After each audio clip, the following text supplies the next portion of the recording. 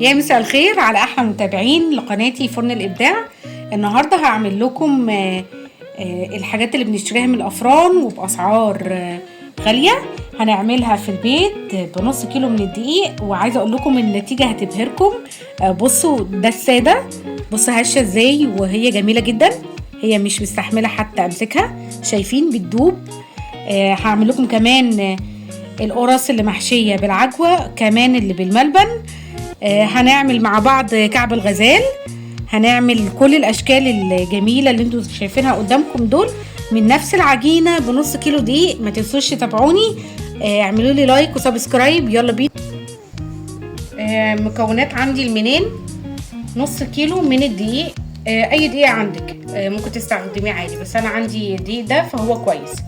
هستخدم معاه كيس خميره فوريه اي نوع، هستخدم معاه كوبايه من الميه الدافيه، هحط عليها معلقه واحده من السكر وكيس الخميره عشان يتفاعل معايا. طيب نركز مع بعض في المقادير تاني.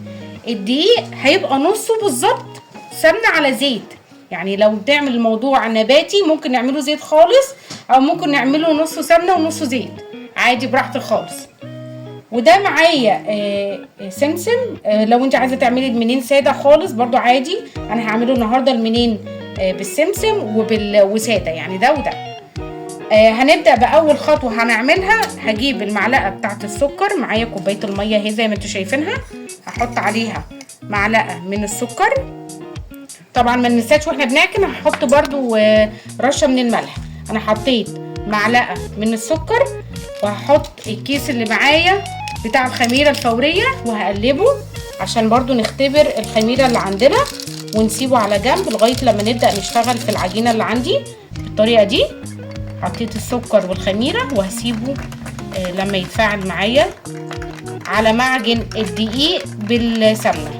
المنين ده حلو جدا وموفر معانا، لو جينا نشتريه من الافران هنشتريه بمبلغ كبير، لكن انت ممكن تعمليه في بيتك وحاجه اقتصاديه وهيطلع لك خير كتير بسم الله ما شاء الله. دلوقتي هبدا احط الدقيق عندي واحط عليه السمنه على الزيت. دلوقتي ده نص كيلو دقيق اللي انا قلت لكم عليه، هضيف السمنه على الزيت. انا دفيتهم بس، يعني مش سخنين، هما دافيين بس. هبدا اضيفهم وهبدا اعجن فيهم، هوريكم منظرهم هيبقى عامل ازاي، بس خدوا وقتكم في العجن عادي. انا بالنسبه للميه بحط نص السمنه، يعني هنمشي ازاي؟ 500 جرام يعني 250 جرام، يعني كوبايه من الميه. لو هتمشوا بالكوبايات عادي، لو اشتغلت كوبايتين من السمنه او على الزيت هتحط عليهم 4 كوبايات من الدقيق، هتحط عليهم كوبايه واحده من الميه. لو بتشتغلي بالكوبايه العاديه، بتشتغلي بالجرامات تشتغلي بالجرامات اللي انا بقولك عليها، يعني ده نص ده نص ده.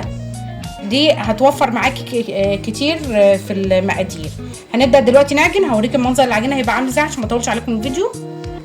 انا دلوقتي ضفت عليها الكوبايه اللي فيها الميه، اللي هي 125 جرام من الميه، انا ضفتهم مع معلقه السكر والخميره اللي انا كنت حاططها معاكم في الاول. هي مش محتاجه، يعني هي عجينه طريه زي ما انتم شايفينها، شبه قوي الكحك، يعني مش محتاجه عجن كتير. انا كده تمام معايا زي الفل. هبدا اركنها على جنب واشتغل على طول اقطع فيها، بس ترتاح شويه العجينه معايا على ما اعمل العجوه معاكم. انا اول حاجه هبدا فيها العجوه. ده ربع كيلو من العجوه، حطيت له معلقتين من الميه وهبدا اهرسه بالشكل ده. هحط عليهم معلقتين من السمنه النباتي او 4 معالق زيت بالشكل ده، وهبدا اقلب تاني في الخليط معايا لغايه لما ينعم خالص معايا بالشكل ده اهو. شايفين؟ انا دلوقتي دي العجوه اللي انا اشتغلتها معاكم زي ما انتم شايفينها كده، حلوه خالص، بصوا طريه ازاي وجميله. هبدا اقطعها. لو انتوا بتلزق معاكم ممكن تستعملوا عادي شويه سمنه او زيت جنبكم وتقطعوا. هعمل شويه منها رول علشان اسهل معايا في الشغل، لما ابدا اشتغل بالعجين يبقى ده سهل. يعني ده مثلا كده نعمل رولات او نعمل كور كده عشان نعمل بيها اللي هي القرص اللي بالعجوه. انا كمان جايبه ملبن هشتغلوا معاكم عشان نعمل جزء بالملبن ونعمل جزء بالعجوه، بس عامه هي بتتعمل بالعجوه او ساده. انا هوريكم بس كذا فكره يعني، وانتم ممكن تطبقوا براحتكم الافكار زي ما انتم عايزينها، زي ما انتم شايفينها كده اهو، عشان نسهل علينا الشغل بعد كده. انا اول حاجه هبدا اشتغل فيها هعمل المنين الساده. هاخد حته كده قطعه في ايدي، طبعا انتم ملاحظين العجينه عامله ازاي، هي طريه جدا وزي الفل. هبدا ان انا افردها بالسمك كده اهو. هحاول ان انا اخليها قد مستطيل، يعني انا مش عايزاها تبقى رفيعه ولا تخينه قوي. ما تنسوش ان هي لسه هتختمر معايا. تمام.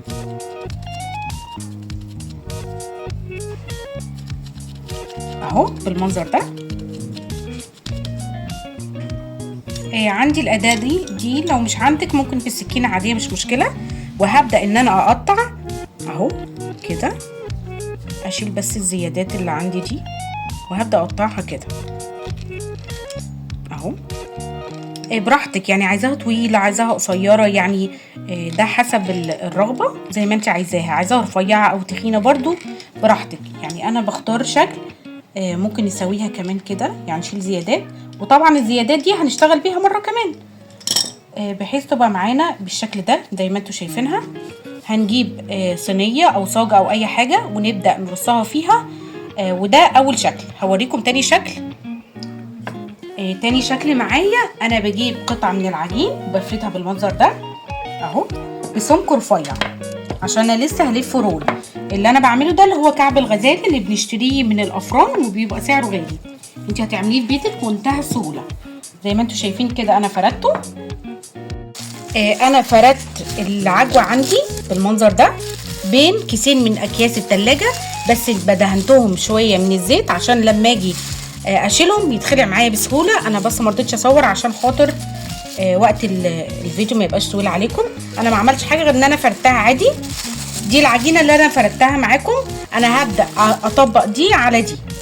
هو ممكن يكون في فرق في الحجم، مش مشكله خالص. بصوا بالمنظر ده، وهقلبها كده اهو. هحاول ان انا اوازن دي على دي زي ما انتوا شايفين المنظر ده كده اهو. الزيت اللي انا حطيته خلاه يخلع بسهوله من كيس التلاجة.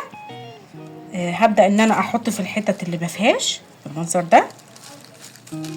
لو كمان ممكن اجيب حته من العجوه اللي عندي واكمل كل المنطقه دي، بس افردها حلو قوي بايدي عشان انا مش محتاجه سمك كبير لان انا هلفها كذا مره.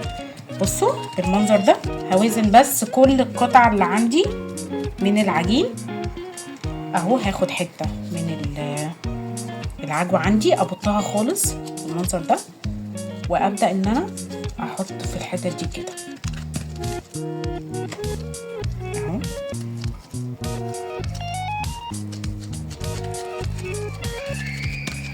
هبدا دلوقتي الفها رول بالمنظر ده.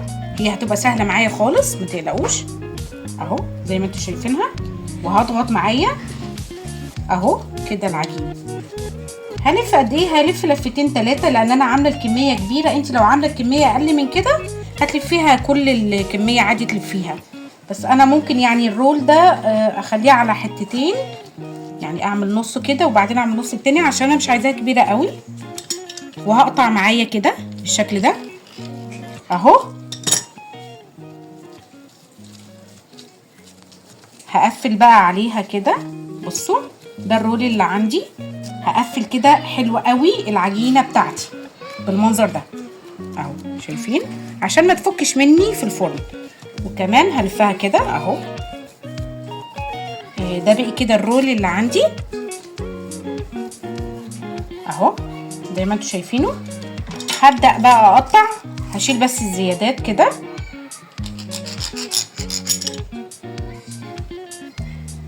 واقطعها. التقطيعه اللي تعجبك مفيش اي مشاكل فيها. هو انا كنت بقطع بالقطاعه التانية بس لقيتها ان هي اتفعصت مني، فانا هجيب سكينه واقطع كده بالمنظر ده. بصوا لو شفتوا مبينه الطبقات. عندي سمسم هروح منزلاها في السمسم كده، هتبقى زي اللي بنشتريها من المحلات اللي هي اسمها كعب الغزال اهو، شايفين؟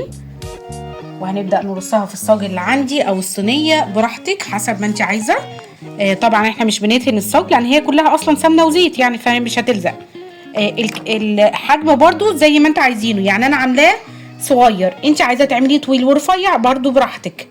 دي كل واحدة حسب الرغبة. هبدأ كده وارصها تاني جنب بعض، هخلص كل الكمية بالمنظر ده. التانية هقطعها رول برضو وهلفها زي ما انا وريتكم. هوريكم بعد كده الشكل التاني عشان برضو ما اطولش عليكم الفيديو. ده معايا شكل تاني اللي هو اللي بيبقى طويل ورفيع. انا عملت نفس الرول بس رفعته خالص عشان هو ده اللي بيتباع كده في المحلات. هقطعه بصوا رفيع خالص، اللي هو بيبقى طويل ورفيع زي ما انتوا شايفينه كده، وبحطه برضو في السمسم كده اهو، وبتك عليه كده اهو، وببدأ ان انا احطه في لازم تعرفوا حطيته تاني انا في السمسم عشان خاطر ياخد كل الكمية، وبرفعه كده اهو، وببدأ ارصه عندي في السوق. ده شكل تاني برضو بيتباع برضو في الافران اهو، هو ملفوف نفس اللفه اللي انا لفتها، وهبدا الفه كده في السمسم واروح متكيه عليه كده عشان يبقى نفس القطر كله من فوق ومن تحت عشان ياخد نفس السوا. انا دلوقتي هوريكم شكل رابع معانا، اللي هي القرص اللي بالعجوه اللي بنشتريها من بره. بناخد قطعه من العجين، هي نفس العجين، ببدا ان انا ابططها كده واحط الكوره اللي احنا عملناها مع بعض اهي، وابدا اقفل عليها بالشكل ده، اقفل عليها العجينه كلها كده، وهبدا اكورها كوره كمان اهي وابططها تاني بحيث تبقى بشكل دائري زي القرص اللي احنا بنشتريها من بره اهي بالمنظر ده. بالسكينه بعمل فتحتين كده اهي بالمنظر ده، وببدأ ان انا ارصها برضو في الصاج عندي، واعمل بقية الكمية بالمنظر ده. هوريكم شكل كمان، يلا. انا دلوقتي هوريكم اخر شكل معايا. بفرد حتة من العجين كده اهو، عايزاه بسمك رفيع مش عايزاه سمك تخين. هحاول بس ان انا على قد ما اقدر اعملها مستطيل، يعني مش دايره، هعملها مستطيل عشان تساعدني وانا بقطعها اهو بالشكل ده. بفرد وبساوي بالايد التانية اهو كده، عشان بس لما تيجي تقطعي ما تهدريش كتير يعني تستغلي الوقت معاكي، ما تضيعيش وقت كتير في ان انت بتشتغلي. بالمنظر ده انا فردته. هجيب حته معايا من العجوه اهو، انا طبعا العجوه عشان انا خدمها حلو اهو زي ما انتوا شايفينها، لا بتلزق ولا حاجه. هبدا ان انا افردها اهو بايدي كده، وابدا ان انا احطها كده عليها وافردها عليها اهي بالمنظر ده.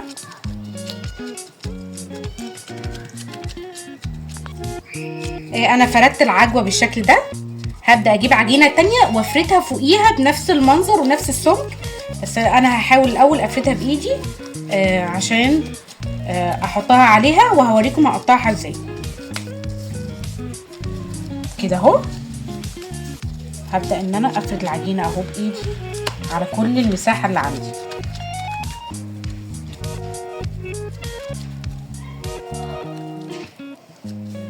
جفتي هبدا بالنشابه عندي وافردها تاني. انا مش عايزه سمكها لا هو رفيع قوي ولا هو تخين قوي، يعني عشان تطلع معايا القرقوشه كده حلوه. ما تنسوش انه لسه كمان هيختمر معايا. هبدأ بالأداة دي ان انا هساوي الاول كده، انا كده هساوي بحيث يبقى معايا شكل مستطيل. عشان كده انا قلت لكم في الاول لما بتيجي تعملوا حاولوا ان انتوا تساووا الشغل وانتوا بتعملوه عشان ما تهدرش كتير اهو بالمنظر ده كده. هبدأ بقى ان انا هقطع، يعني انا هقطع كده براحتك، برضو عايزاها تخينة او رفيعة دي براحتك خالص.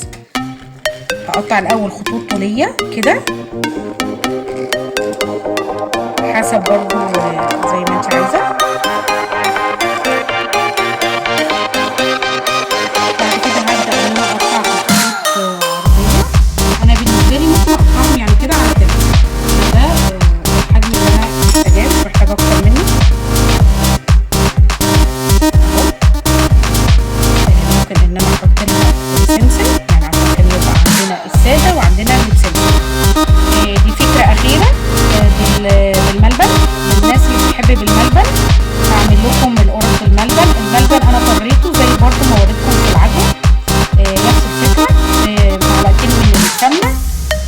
بيه الربع كيلو، يعني المعلقتين سمنه دي على الربع كيلو كله. بحطها اعملها كور برضو، وبحطها جوه العجينه، وببدا اقفل عليها بنفس التكنيك بالظبط اهو. بقفل عليها حلو عشان ما تطلعش من العجينه عندي. هبدا اكورها وهبططها كده، بس المره دي انا مش هعمل الخطين عشان افرق بين اللي بالعجوه واللي بالملبن عندي. يعني اللي بالملبن مش هتبقى متخرمه او متقطعه، واللي بالعجوه عندي اهي زي ما انتوا شايفينها هتبقى فارقه، عشان اعرف افرق بين دي وبين دي. طبعا انا دلوقتي بعد ما خلصت كل الكميه اللي عندي اهي،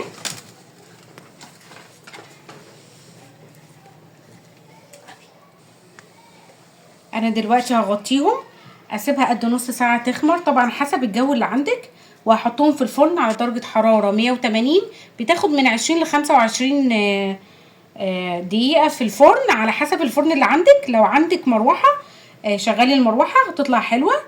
وهوريكم المنظر النهائي.